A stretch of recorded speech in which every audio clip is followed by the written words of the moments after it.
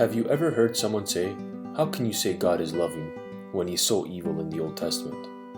I mean, after all, He ordered the slaughtering of the Canaanites, including every man, woman, and child.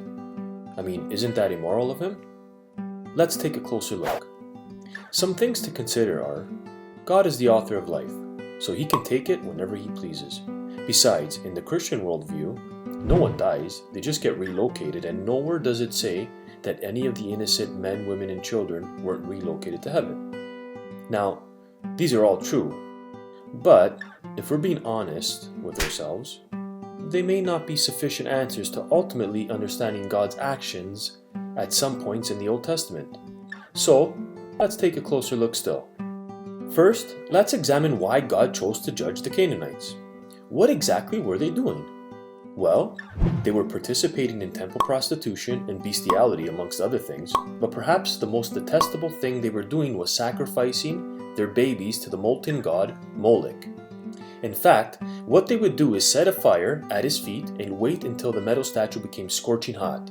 Then, they would place the babies in his arms and they would literally melt and sizzle from the heat.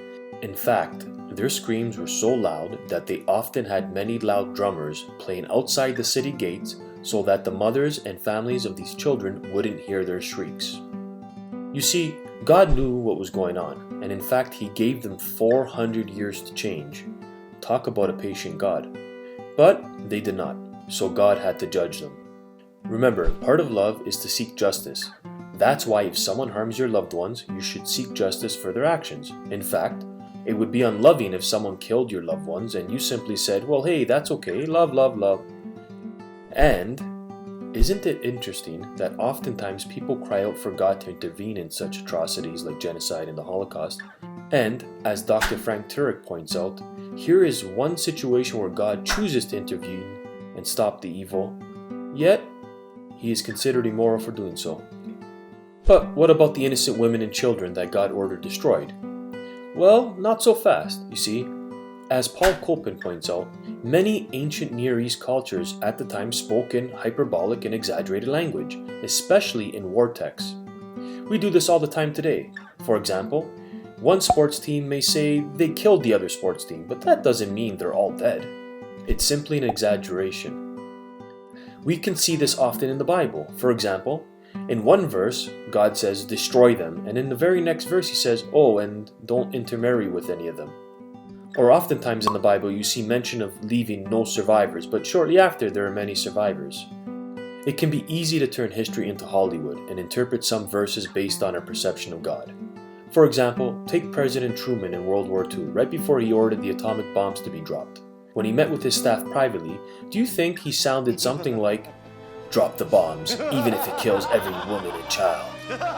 Or did it sound more like, "Drop the bomb, even if it kills every woman and child"? In a similar way, we have to be fair and allow the language of the time to adequately represent its culture, and not ours. You see, God had a purpose for choosing to order the destruction of the Canaanites, because He knew if He didn't, they would rub off on the Israelites, and sure enough, they did. The Israelites adopted many of the same rituals, so God didn't play favorites. In fact, He used the same language for Judah as He did for the Canaanites.